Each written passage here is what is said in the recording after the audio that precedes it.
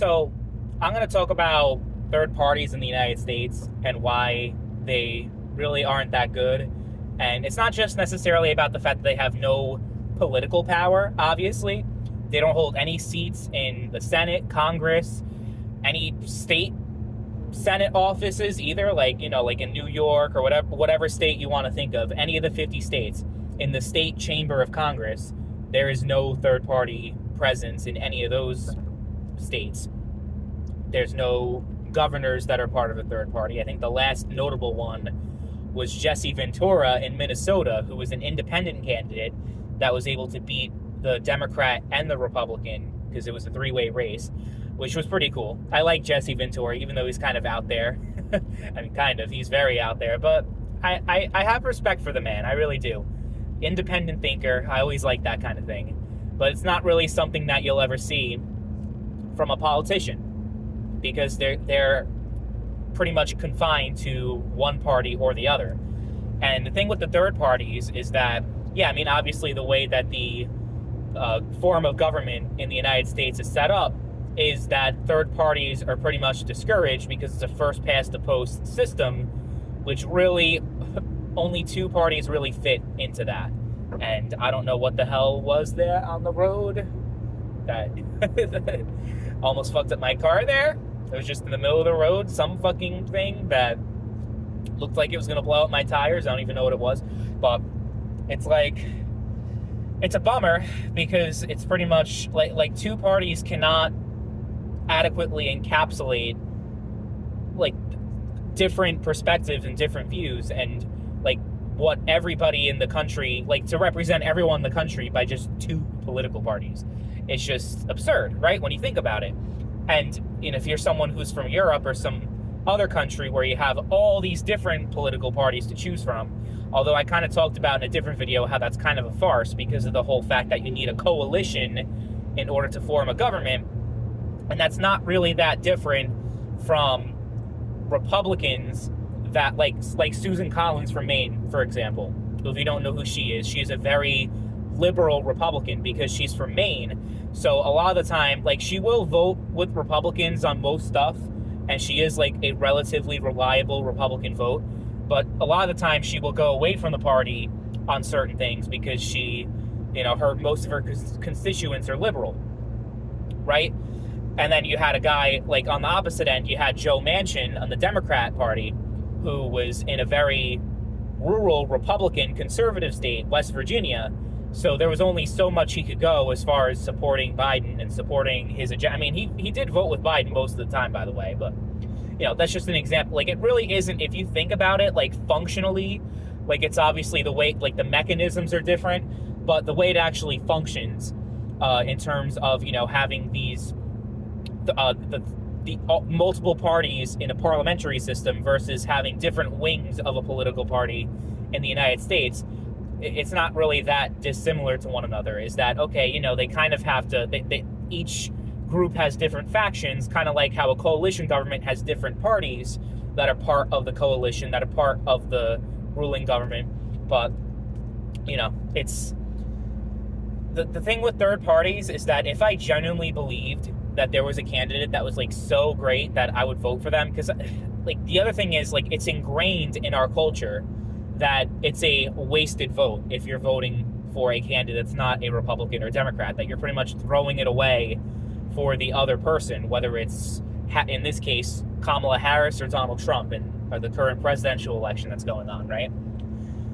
So I think that's a big reason why third parties never took off. I think there was a lot of media hysteria regarding Ralph Nader in the 2000 election and how he single-handedly cost the election from Al Gore, not realizing if you, like, to go out of your way to vote for an obscure candidate like Ralph Nader means that you really don't fuck with either candidate, even though Ralph Nader was left-wing, that they, like, still, most of the people, I guarantee you, who voted for Nader were just going to stay home if Ralph Nader wasn't on the ballot. Like, to go out of your way to vote for a third-party candidate, I think speaks volumes, right? So I think there's a lot of, like, really unwarranted hysteria towards third-party votes and third-party candidates.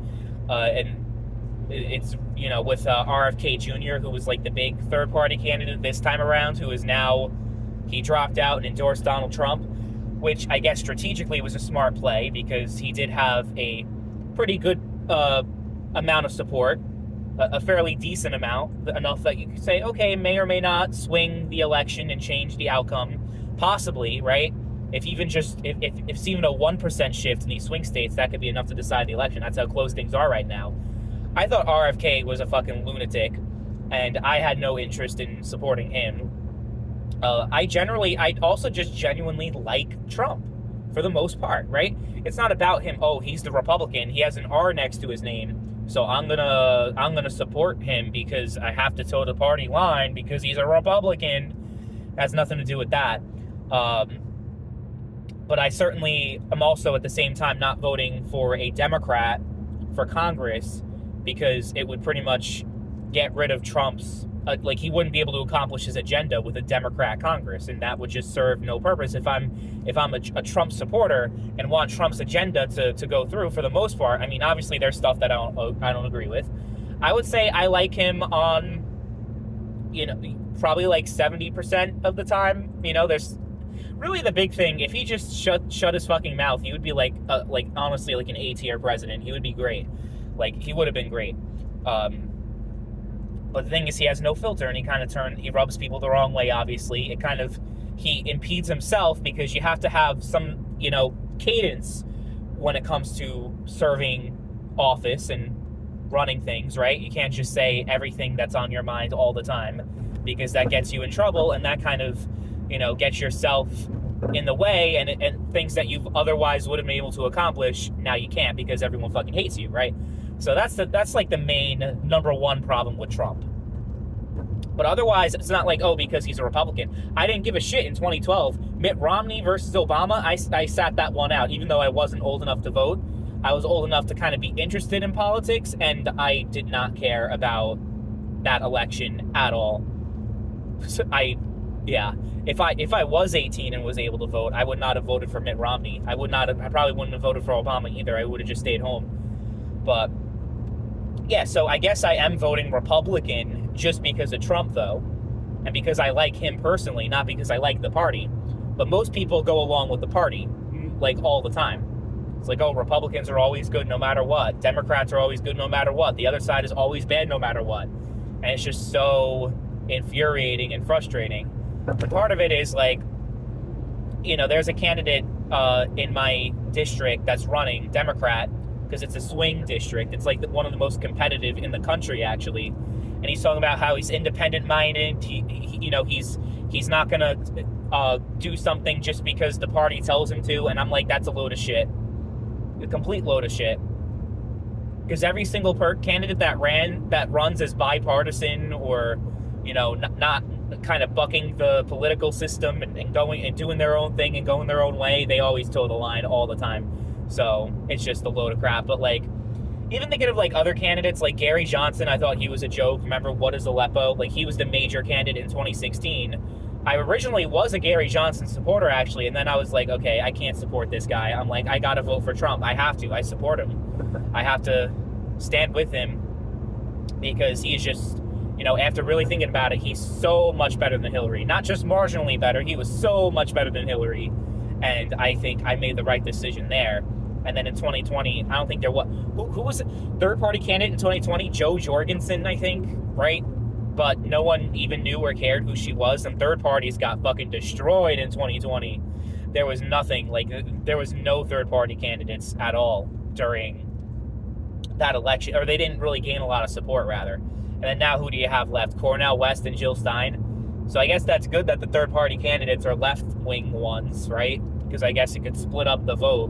But again, like, you're just going to stay home anyway. You're not going to decide the outcome of the election because you're voting for Jill Stein. It's just so stupid how the media and like so many people just demonize other people for voting for someone. Like, it's honestly to the point where, like, I can live in like the most liberal part of the country, or I could just live like think of like the most anti-Trump place in the country. Like, think of New York City, think of any other place, right?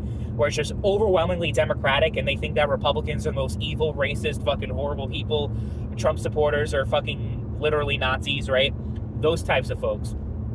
I could tell them that I'm voting for Donald Trump, and then someone next to me can tell the same group of people that they're voting for Jill Stein. The person who's voting for Jill Stein is getting 10 times the amount of hate, guaranteed. It's just such a negative stigma because of how the system operates. But the thing is, the candidates that get put forward also fucking suck. So it's like, for me, I have no interest in third parties, but not because I'm like, it's a wasted vote if I vote for a third party. Because I love Republicans and I suck Republican dick. Like, no, it's just the way it is right now is that, we haven't had, the last time we had an interesting candidate that was not a Democrat or Republican for president was Ross Perot. And that was over 30 years ago. So it just doesn't happen. It's once in a lifetime, pretty much, when you actually have a third-party candidate that makes a difference. Who even was it before that was a strong third-party candidate? Was it fucking, I think it was Wallace, right? In like 68, something like that, right? So it's like very rare. Like every 20 or 30 years or so, you get like a strong third-party candidate.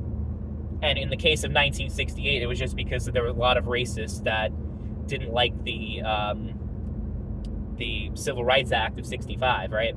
So it's yeah, I don't know. I don't think things will ever change in that regard as far as like third parties gaining more prevalence. The entire system would have to change. People advocate for a ranked choice voting system, which causes its own problems, which I may talk about in a separate video, but it causes a whole lot of issues because you have a candidate that technically gets the most amount of votes, but then it's the runoff, right? And then suddenly the second place candidate is now the winner.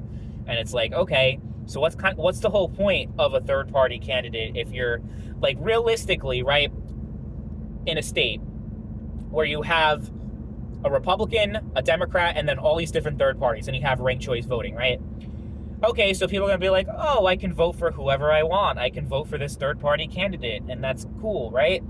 It's more of a novelty, though, because what ends up happening is that all the third-party candidates all the time get knocked the fuck out of the runoff or whatever, right? Because it gets down to the two candidates that have the most amount of votes, and then it becomes an election between the Republican and Democrat anyway. So it's really just a farce. It's not going to really fundamentally change the way elections work in the United States.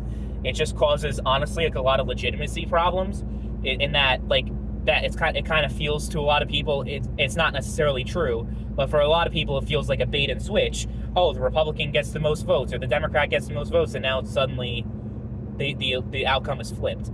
Like, a lot of people don't necessarily appreciate that, and I don't think that's going to make things necessarily, it's so much more democratic. It's really just like everything else in our system. It's an illusion of choice, not an actual legitimate choice that you have. So yeah, third parties fucking suck in this country, and it's probably never going to change. Yeah, no, it's never going to change.